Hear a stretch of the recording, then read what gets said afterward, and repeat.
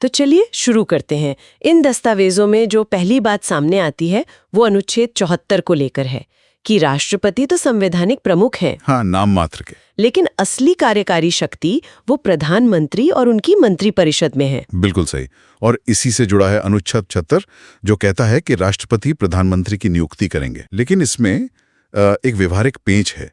राष्ट्रपति अपने मन से किसी को भी नहीं चुनते। हाँ, वो तो उसी को चुनेंगे जिसे लोकसभा में बहुमत का समर्थन हो। हाँ, या जो बहुमत साबित कर सके। ये सबसे जरूरी बात है। इसमें एक और दिलचस्प बात ये निकल कर आई कि प्रधानमंत्री बनते समय जरूरी नहीं कि आप संसद के सदस्य हों। सही कहा। लेकिन 6 महीने के अंदर सदस्यता लेनी पड़ती है, वरना पद चला जाता है। हाँ, ये एक तरह की मोहलत है। संविधान ये सुविधा देता है। अच्छा, और योग्यता, क्या कोई खास क्वालिफिकेशन चाहिए? देखिए, संविधान कोई बहुत लंबी चौड़ी लिस्ट नहीं देता।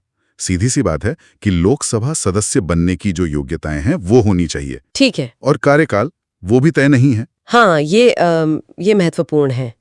कार्यकाल फिक्स नहीं है, मतलब वो राष्ट्रपति की मर्जी पर नहीं है। नहीं, बिल्कुल नहीं। ये पूरी तरह लोकसभा में विश्वास मत पर निर्भर करता है। जब तक सदन का भरोसा है तब तक प्रधानमंत्री हैं। और अगर भरोसा उठ गया, मतलब विश्वास मत खो दिया, तो पछताता है। या तो वो खुद त्यागपत्र दे दें या फिर लोकसभा में अविश्वास प्रस्ताव पास हो जाए। और हाँ, राष्ट्रपति द्वारा बर्खास्तगी भी एक संभावना है, लेकिन वो तभी जब प्रधानमंत्री ने बहुमत खो दिया हो। अच्छा, तो कार्यकाल सदन के विश्वास पर है। अब आते हैं शक्तियों पर। असल ताकतें क्या हैं? दस्तावेज क्या कहते हैं इस बारे में? अनुच्छेद 75 का एक और पहलू है, मंत्रियों की नियुक्ति। हाँ, ये बहुत अहम है। राष्ट्रपति बाकी मंत्रियों को नियुक्त तो करते हैं, लेकिन सिर्फ प्रधानमंत्री की सलाह पर। बिल्कुल।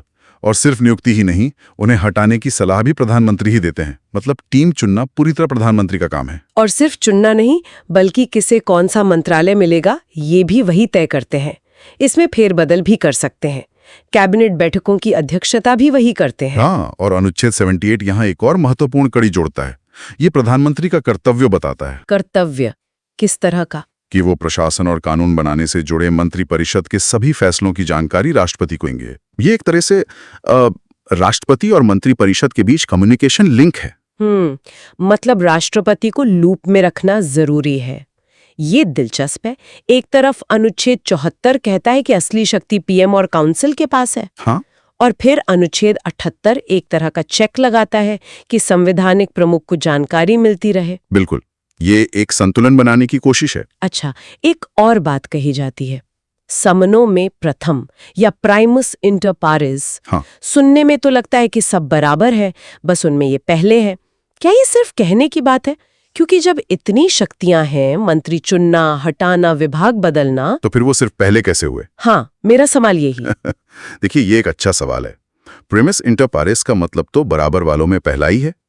सिद्धांत में कैबिनेट के मंत्री बराबर माने जाते हैं और प्रधानमंत्री उनके नेता। पर जैसा आपने कहा, व्यवहार में, असलियत में उनकी स्थिति इससे कहीं ज्यादा मजबूत होती है। वो सरकार के मुखिया हैं, अपनी पार्टी के नेता हैं, नीति आयोग जैसी कई परिषदों के अध्यक्ष हैं। हाँ।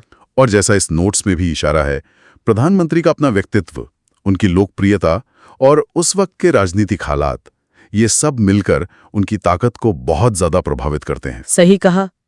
अच्छा, इन दस्तावेजों में उप प्रधानमंत्री पद का भी जिक्र था और साफ लिखा है कि ये कोई संवैधानिक पद नहीं है। नहीं, बिल्कुल नहीं है। तो फिर क्यों बनाया जाता है ये पद?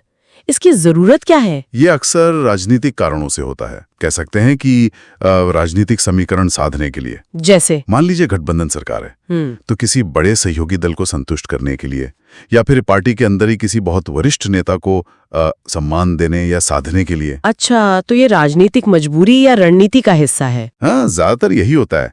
उप प्रधानमंत्री असल में कैबिनेट मंत्री ही होते हैं, शपथ भी वही लेते हैं। तो क्या उनके पास कोई अलग से शक्तियां होती हैं? संविधान कुछ कहता है इस बारे में? नहीं, संविधान उन्हें कोई विशेष शक्ति या कार्य नहीं सौंपता। वो कैबिनेट मंत्री की तरह ही काम करते हैं। तो फिर फायदा? हाँ, एक बात जरूर है कि अगर प्रधानमंत्री मौजूद नहीं है तो वो कैबिनेट की बैठक की अध्यक्षता कर सकते हैं, पर उनकी शक्तियां वही हैं जो उन्हें कैबिनेट मंत्री के तौर पर मिली हैं। स्रोत में कुछ उदाहरण भी दिए हैं, जैसे सरदार पटेल, देवीलाल जी, आडवाणी जी। ये सब उप प्रधानमंत्री रहे हैं अलग अलग समय पर। तो अगर हम सारी बातचीत को समेटें तो क्या निकल कर आता है? यही कि प्रधानमंत्री का पद संवैधानिक रूप से परिभाषित तो है, हाँ बिल्कुल। लेकिन उसकी असली ताकत कई चीजों पर निर्भर करती है। संविधान में लिखी बातें, राजनीतिक हालात, लोकसभा में नंबर गेम और खुद प्रधानमंत्री का अपना कद, उनका व्यक्तित्व।